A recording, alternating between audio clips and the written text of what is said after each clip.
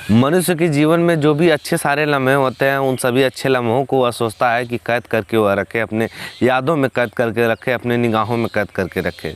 अगर बात यहीं पे सुहागरात की कर दी जाए तो सुहागरात में कौन नहीं चाहेगा कि उसकी जो अच्छे लम्हे होते हैं, जो अच्छी यादें होती हैं, उन सभी को कैद करके रखना, उन सभी यादों को अच्छे तरीके से याद करके रखना, उन सभी पलों को बहुत ही हसीन तरीके से बनाना दोस्तों। लेकिन यहाँ पे कुछ इसके विपरीत ही होता है।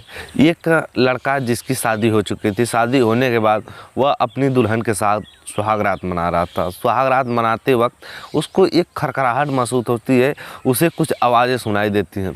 वह उठता है, उठने के बाद वह लाइट को जलाता है, अपने रूम की लाइट को जलाता है, तो उसको पता चलता है कि वह जो खड़खड़ाहट आ रही थी उस रूम में कोई बैठा हुआ था, और वह कोई और नहीं, उस लड़की की माँ बैठी हुई थी। और वह पूरी रात उन लोगों को संबंध बनाते हुए, सुहागरात मनाते हुए देख रहे थे दोस्तों। वह जब उस अपनी सासू माँ को देखता है, अपनी दुल्हन की माँ को देखता है, तो वह हैरान परेशान हो जाता है।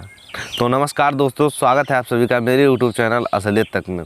दोस्तों, ये जो सच्ची घटना है, ये सच्ची घटना है अफ्रीका की। और अफ्रीका में एक प्रदेश पड़ता है जिसका नाम है सूडान, और सूडान में एक इलाका पड़ता है, उसी की ये घटना है दोस्तों। जो घटना है, इस घटना में कुछ ऐसा होता है कि एक लड़का जो कि अमेरिका में सॉफ्टवेयर इंजीनियर था, वह काम कर रहा था, अच्छी खासी अर्निंग कर रहा था। और जब उसकी उम्र हो जाती है शादी के लिए, तो उसकी शादी रखी जाती है। शादी में उसको सूचित किया जाता है कि तुम्हारी शादी इस तारीख को रखा गई है और तुम्हें घर पे आना है। वो जो लड़का होता है वह अभी अपनी शादी की पूरी तैयारी कर रहा था, और इधर जो घर वाले होते हैं वह भी उसकी शादी की पूरी अच्छे तरीके से तैयारी कर रहे थे। शादी नज़दीक आती है। शादी नज़दीक आने के बाद वो जो लड़का होता है वह अमेरिका से अपने देश पहुंचता है। जाने के बाद जो लड़का होता है वह अपने घर जाता है, घर से परिवार वालों से मिलता है। मिलने के बाद कुछ दिन बाद उसकी शादी होती है। दिन में शादी होने के बाद सभी नात रिश्तेदार जितने भी उसके रिलेटिव होते हैं वो सभी लोग आते हैं, शादी में सम्मिलित होते हैं। सम्मिलित होने के बाद वह जो लड़का होता है वह उसकी और उसके दुल्हन की जो विदाई होती है वह दिन में ही हो जाती है। और वह जो लड़का होता है वह अपनी पत्नी को लेकर चला जाता है अपने घर। और घर जाने के बाद वह जब शाम का टाइम होता है तो शाम के टाइम वह अपनी पत्नी के रूम में जाता है, लाइट बंद करता है और अपने जीवन के जितने भी हसीन लम्हे होते हैं वह गुजारने की, उससे बात करने की कोशिश करता है। और वह तकरीबन 30 से 40 मिनट तक वह अपनी पत्नी से अपने भविष्य में होने वाली सभी चीज़ों को वह बात कर रहा था, और वह अभी सभी चीज़ों को अपना डिस्कस कर रहा था अपनी पत्नी से।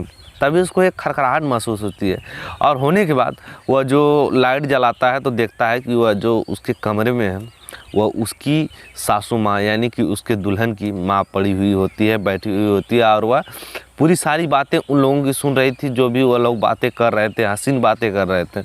फिर उसके बाद वो जो माँ होती है वो कहती है कि बेटा कोई बात नहीं है, इसके बाद तुम शर्म ना करो, अब मैं बताती हूँ कि तुमको करना क्या है। वह पूरी संबंध बनाने की, पूरी सुहागरात मनाने की प्रक्रिया बता रही थी।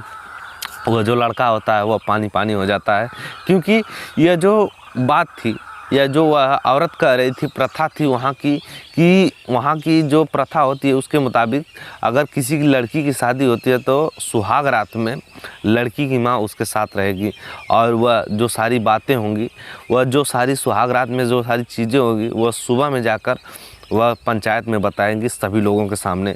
वह औरत ये उस लड़की की माँ बताएगी दोस्तों। इसके बाद जो लड़का होता है वह शर्मसार हो जाता है इन सभी चीज़ों को सुन के।